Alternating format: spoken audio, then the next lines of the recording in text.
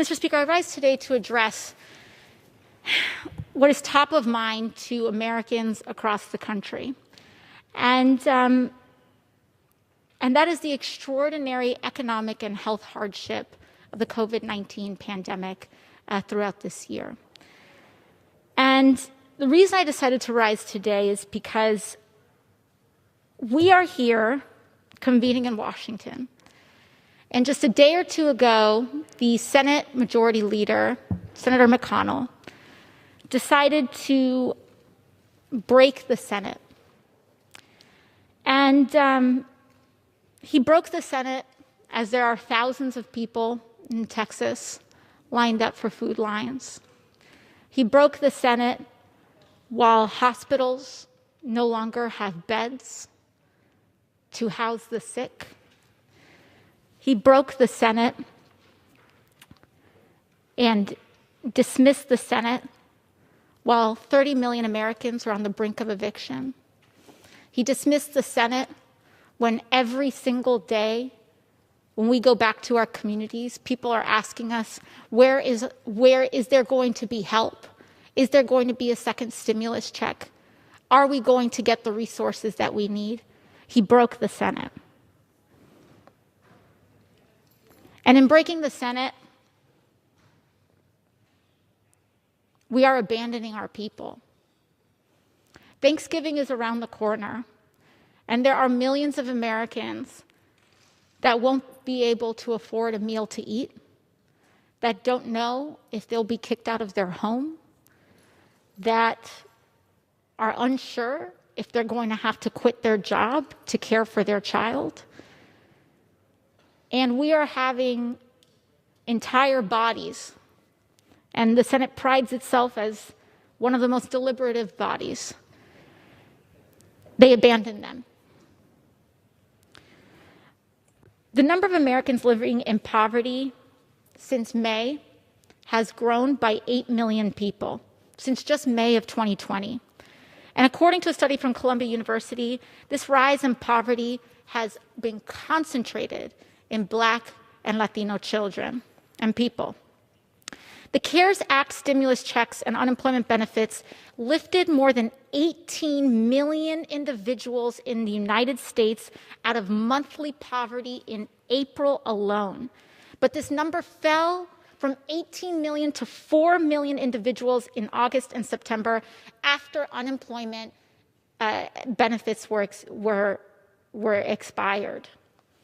Just 44% of people in the United States are very confident that they can afford the needed food that will be necessary for the next 4 weeks.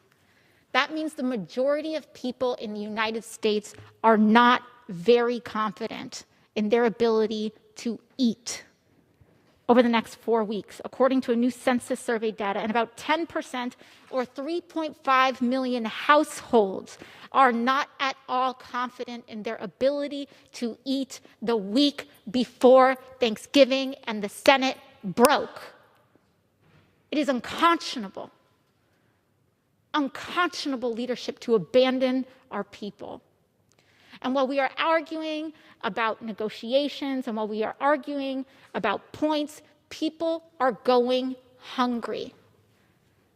And we are dismissing their needs as blue state needs or as bailouts, depending on what party you voted for. Hunger has no party. Illness has no party. And when we allow suffering to be alleviated or concentrated based on political affiliation, we are doing a disservice to our entire nation.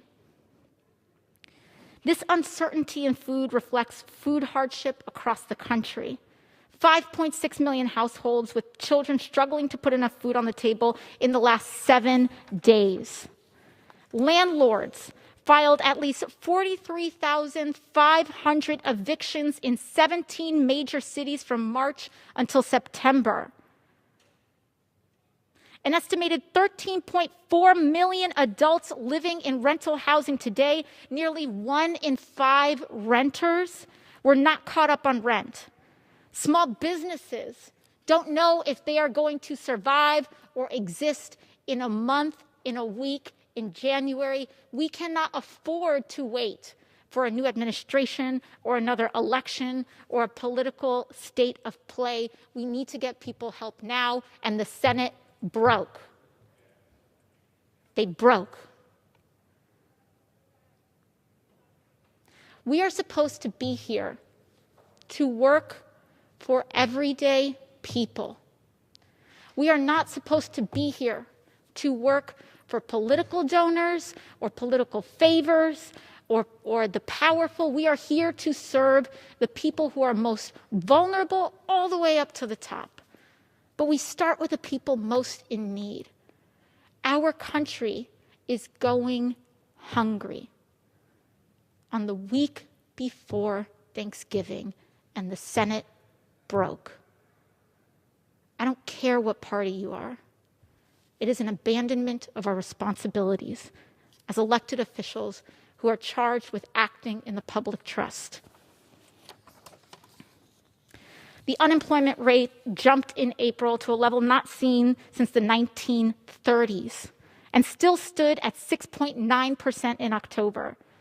Some 10.8% of Black workers and 8.8% of Latino workers were unemployed in October, compared to 6% of white workers.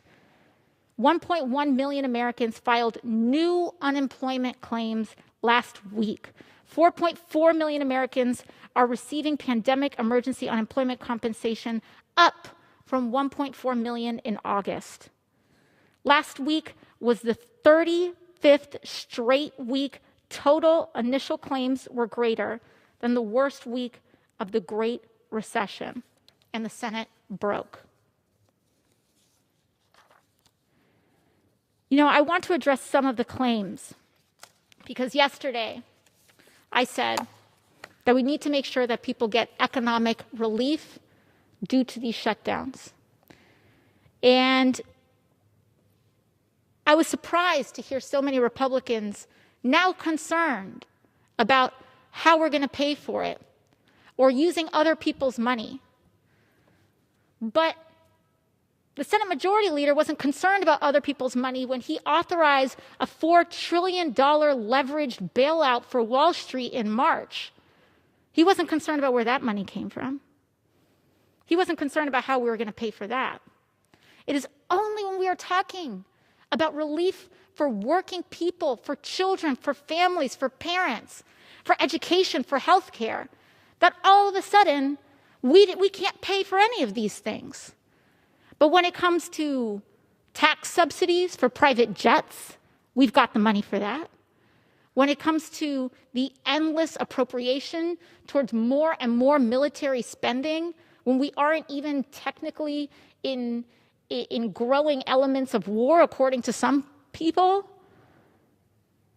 we have money for that. But we don't have money to feed our own kids. We don't have money to educate people. We don't have money to provide health care. But we have money for private jets. We have money for tax loopholes for yachts. We have money to incentivize stock buybacks.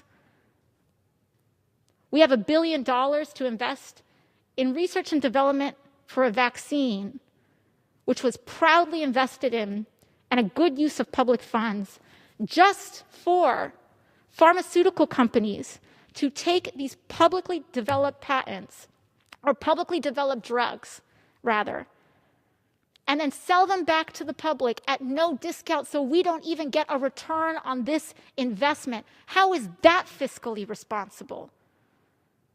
So we are living in a world and a state of play in our governance where the party who is eager to help subsidize private jets somehow can't find the dollars and the cents to get people a $1,200 check.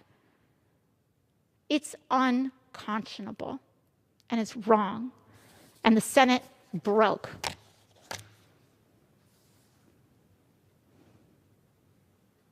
And so I'm just rising today because it's extraordinarily difficult to represent a working class district, not a private jet district. And to go home every week, just as I'm about to do again, and feel as helpless in this body because the majority of its members and the majority of the Senate can't seem to want to get it together and get people the help that we need. And the Senate broke. So this is what I have to do. This is what we are resorting to. Speaking to an empty room because the Senate broke. So if there's anything that I have left to say, is that I want to know if there's anybody out there that's listening, is that if you are a working family, if you're struggling to get the food that you need, if you feel like you are on the brink of eviction, we see you. We see you. And what I ask for the Senate and what I ask of our Republican colleagues in the Senate is to act as if you were the one that was going hungry. Act as if it is you getting evicted from your house. Act with that urgency. And that's all I have to say. Thank you, Mr. Speaker. I yield my time.